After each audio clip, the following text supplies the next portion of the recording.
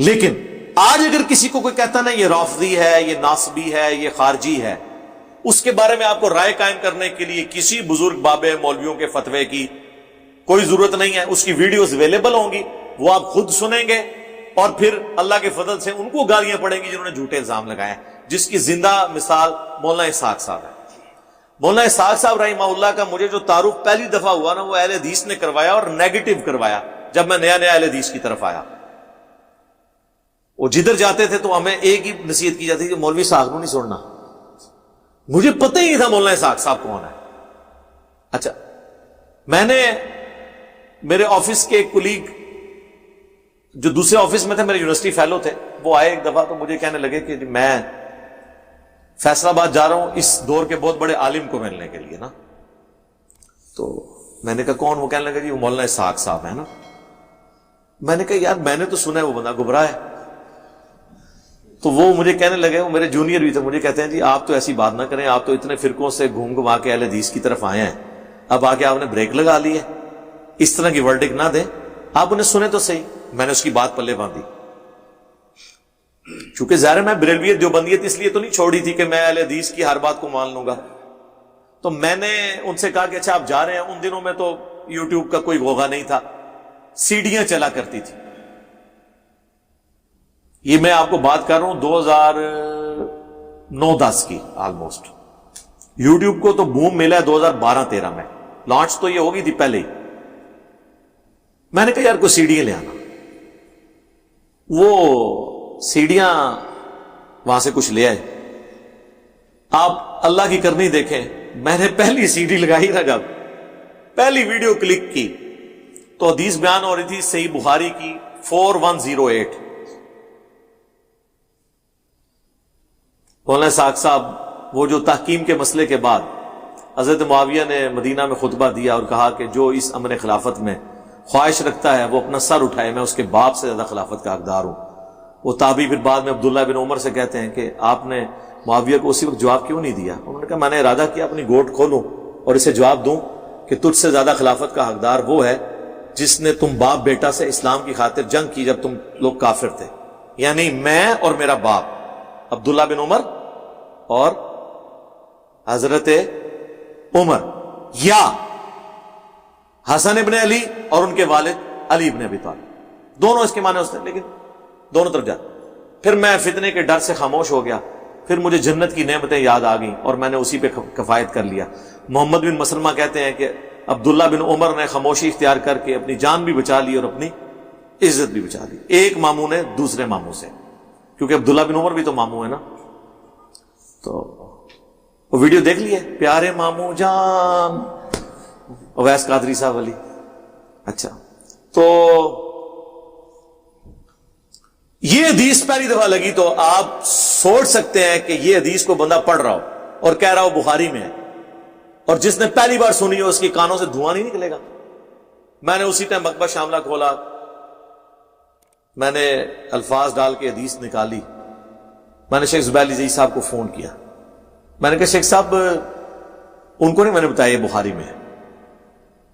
مجھے پتا ہوتا ہے کہ جو بخاریاں پڑھا بھی رہے ہیں نا، بس وہ تلاوت ہی ہو رہی ہوتی ہے، کریٹیکلی چیزوں کو نہیں دیکھتے. میں نے کہا جی آپ اتنے عرصے سے بخاری پڑھا رہے ہیں تو حدیث کا آپ کا اتنا ایکسپیرینس ہے، بخاری میں اس طرح کی کوئی حدیث ہے کہ جس میں حضرت معاویہ نے حضرت عمر کی توہین کی اور عبداللہ بن عمر کی طرف کنایا کیا، وہ میں تیرے باپ سے؟ کہتے ہیں نہیں توبہ توبہ، ایسی کوئی حدیث نہیں ہے.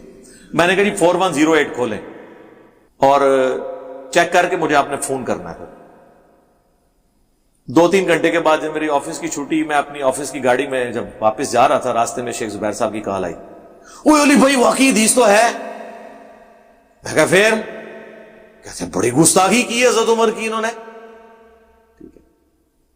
تو میں نے کہا جی یہ اس بابا جی نے بیان کیا ہے جس کے خلاف آپ نے مضمون لکھا ہوا ہے، اسحاق جہل والا.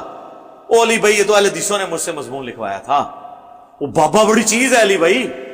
ارے بابے نے خود بھی سنیا ایسی شیخ زبیر صاحب نے. ہاں لہذا میرے خلاف بھی شیخ زبیر صاحب کو مضمون لکھ دیندے نا گن پوائنٹ تے تو تسی سمجھنا جی وہ اس قسم کا ہی مضمون ہونا سی. لیکن میرے ساتھ ان کا وعدہ تھا کہ وہ 1 سال سے ہی پیچھے پڑے رہے ہیں. شکر ہے ویسے میں اہل حدیث کو سلوٹ کرتا ہوں کہ انہوں نے جھوٹ نہیں بولا. جہاں کہیں جھوٹ بولے ہیں, یہ جھوٹ بھی بول سکتے تھے کہ یہ کوئی تحریر لے آتے شیخ زبیر صاحب کی طرف منسوب کر دیتے یہ ان کی تحریر ہے تمہارے خلاف, لیکن میں ان کو سلوٹ کرتا ہوں کہ انہوں نے یہ جھوٹا الزام میرے پہ نہیں لگایا. میں ان کی بھی تعریف کرتا ہوں. اور یہ کہتے ہیں نہیں وہ آخری وقت اس کہندے سا, ٹھیک ہے نا. تو وہ مجھے پتا ہے کہ ایسا, وہ میں نے پھر ان سے یہ کہا تھا کہ آپ مجھ سے نہ تعلق ختم کر لیں. اب ہم انشاءاللہ ملیں گے میدان محشر میں انشاءاللہ تعالی, حوض کوثر پہ. ہاں جی انشاءاللہ. اور تماشا دیکھیں گے بنو امیہ کا وہاں پہ, سحقا سحقا لمن غیر بعدی. تو میں نے کہا آپ کو کوئی مولوی فون کرے نا اہل حدیث کا, آپ کہیں گے میرا تو علی سے کوئی تعلق ہی نہیں ہے, نہ میں اس کو فون کرتا ہوں. تو یوں میری اور آپ کی جان چھوٹ جائے گی ان مولویوں سے. ان کا بالکل ٹھیک ہے. پھر میری شیخ زبیر صاحب سے کبھی فون پہ بات نہیں ہوئی. تو بہرحال وہ مولانا اسحاق صاحب کا میں بتا رہا تھا, میں نے جب سنا تو میں نے کہا یار یہ تو, پھر میں نے ان کے خلافت کے وہ جو پنجابی میں لیکچرز ہیں وہ سارے سنے 2 راتیں لگا کے. پھر میں کہ آ جاؤ اہل حدیث ہو تسی کہتے ہو بابا گمراہ ہے. میں بخاری مسلم پڑھ کے تواڈے لے پاسے آیا تھا, اے بخاری مسلم وچ نہیں لکھیا آیا 2812 عمار کو ایک باغی جماعت قتل کرے گی, عمار انہیں اللہ اور جنت کی طرف بلائے گا, وہ جماعت جہنم کی طرف بلا رہی ہوگی. یہ حدیث نہیں تمہیں بخاری کی نظر آ رہی, اور باقی ساری چیزیں بخاری آپ کو پتہ ہی ہیں. تو اس سے پھر یہ میں بتا رہا ہوں پروپیگنڈا ہوتا ہے, لیکن اس پروپیگنڈے میں بھی خیر نکل آتی ہے. اب پوری دنیا الٹ کے بھی کہ نا جی مولانا اسحاق جو ہے وہ رافضی تھا فلاں تھا. میں ویڈیو سے بتاؤں گا کہ یہ دیکھو یار تم چھوڑ دو, میں تو ان کی بات خود سن رہا ہوں. جب اہل حدیث نے ان کے خلاف فتویٰ لکھا کہ یہ جو ہے وہ رافضیوں کے ایجنٹ ہیں, حضرت عمر کی توہین کر دی انہوں نے, آدھا کلپ انہوں نے کاٹا کہ حضرت فاطمہ کا قاتل کہہ دیا فلاں کہہ دیا. ان سے پھر ان کی زندگی میں نے کسی سوال کر لیا کہ آپ یہ, ان کا میں اگر ان کو قاتل مانتا ہوں تو رضی اللہ عنہ کہہ رہا ہوتا. میں تو یہ کہہ رہا تھا کہ شیعہ کو یہ بتایا گیا ہے, اور جس کو بچپن سے یہ بتایا جائے اس نے گالیاں ہی نکالنی ہے نا. میں یہ نہیں کہہ رہا تھا کہ وہ صحیح بتایا گیا. اب یہ اس بات میں اور اس بات میں کتنا فرق ہے. حضرت عمر کی شان میں خطبات ہے مولانا اسحاق صاحب کے. تو اب اگر کوئی فراڈ کرے گا نا تو ویڈیو سے, میں ہزاروں ایسے لوگوں کو جانتا ہوں جن کو مولانا اسحاق کا تعارف ان کی وفات کے بعد ہوا ہے. تو پھر مولانا اسحاق تو فوت نہ ہوئے, ابن تیمیہ مر گیا, اس کے ماننے والے ناسبی ٹولہ مر گیا, مولانا اسحاق نہیں بنا. ہاں وہ تو زندہ ہے اپنی ویڈیوز میں, لوگ لگاتے ہیں کہتے ہیں وہ تو یہ بات نہیں کر رہے, تم کیسے کہہ رہے ہو. ابن تیمیہ کے بارے میں تو آپ جو بھی بول لیں, ان کے بارے میں تو کتنے فتوے موجود ہیں ان کے زمانے کے علماء کے. بندہ کنفیوز ہو جاتا ہے کہ ابن تیمیہ کیا تھا.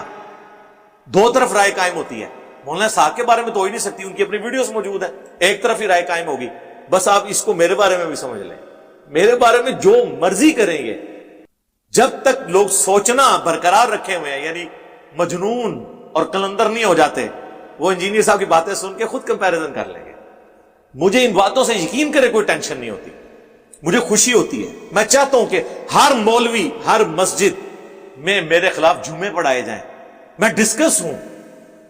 اس کا فائدہ کیا ہوگا, لوگ بیٹھ جائیں گے.